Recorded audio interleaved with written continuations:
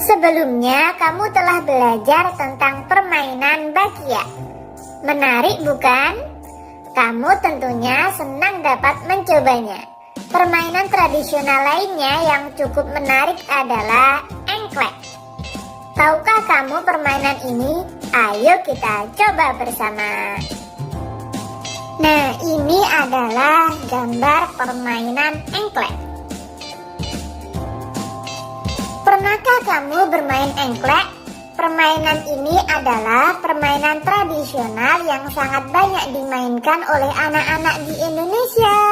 Engklek merupakan permainan lompat pada bidang datar yang digambar di atas tanah. Permainan engklek biasa dimainkan oleh 2-5 orang. Mau tahu cara mainnya? Oke, simak berikut ini. Permainan engklek. Jumlah pemain 2-5 orang. Peralatan gacuk atau pecahan genting. Kapur atau tepung untuk garis batas. Cara bermain. Lompatlah dengan menggunakan satu kaki di setiap petak-petak yang telah digambar. Siapkan gacuk sebelum bermain. Lemparkan gacuk ke salah satu petak. Petak yang ada gacuknya tidak boleh diinjak atau ditempati oleh setiap pemain. Lompatlah ke petak berikutnya dengan satu kaki mengelilingi petak-petak yang ada. Pilihlah sebuah petak yang dijadikan sawah setelah menyelesaikan satu putaran. Petak itu boleh diinjak dengan dua kaki. Pemain lainnya tidak boleh menginjak petak itu selama permainan. Dan yang terakhir, pemain yang memiliki sawah yang paling banyak adalah pemenangnya. Mari kita cari tahu lebih lanjut tentang budaya Fahumbo, batu atau lompat batu yang biasa dilakukan oleh masyarakat Nias. Fahumbo batu. Silahkan kalian baca.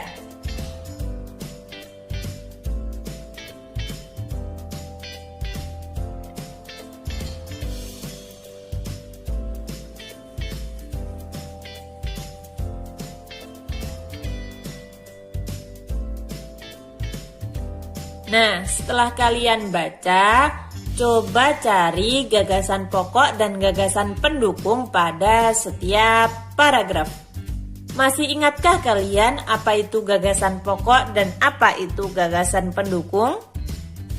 Gagasan pokok adalah ide utama yang dibahas dalam suatu bacaan, bisa berupa kalimat inti atau pokok paragraf.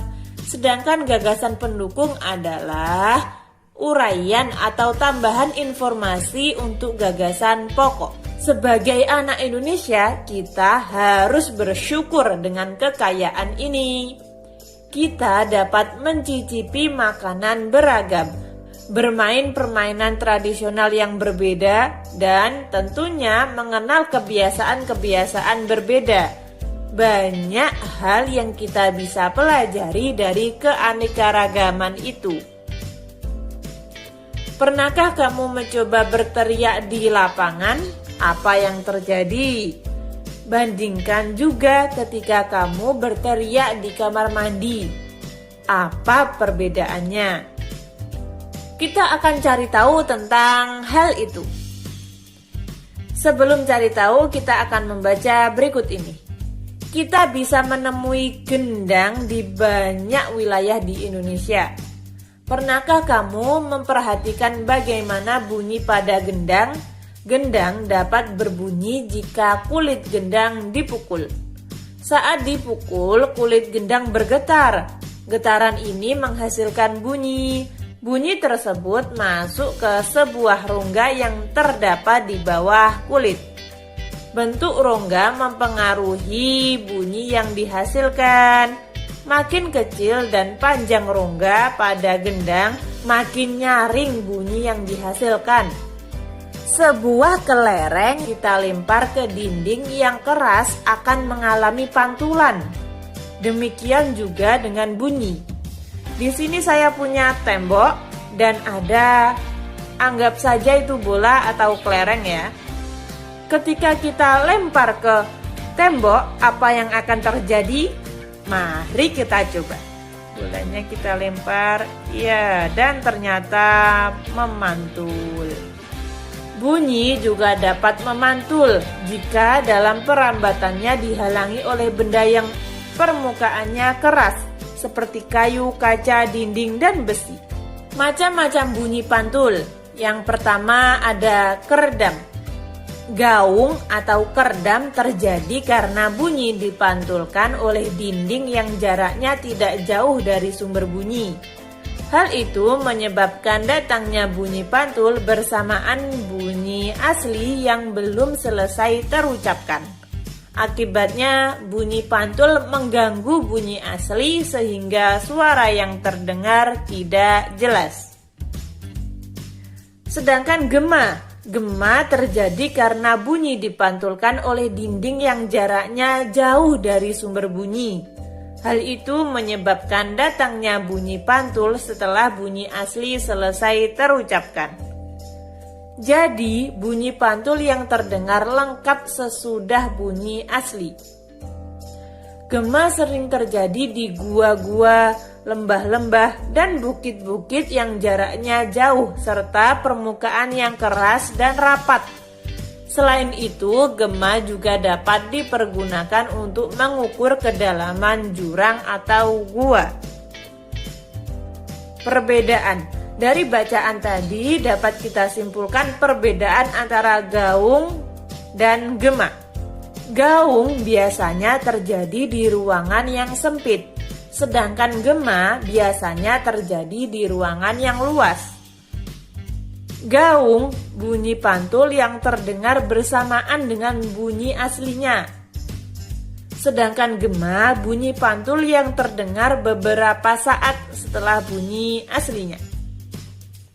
Gimana, udah paham? Selain dapat dipantulkan, bunyi juga dapat diserap. Benda-benda yang dapat menyerap bunyi adalah benda yang permukaannya lunak. Benda yang demikian disebut peredam bunyi, misalnya karpet, goni, kertas, kain, busa, dan wol. Benda-benda tersebut dapat digunakan untuk mencegah terjadinya gaung atau keredam.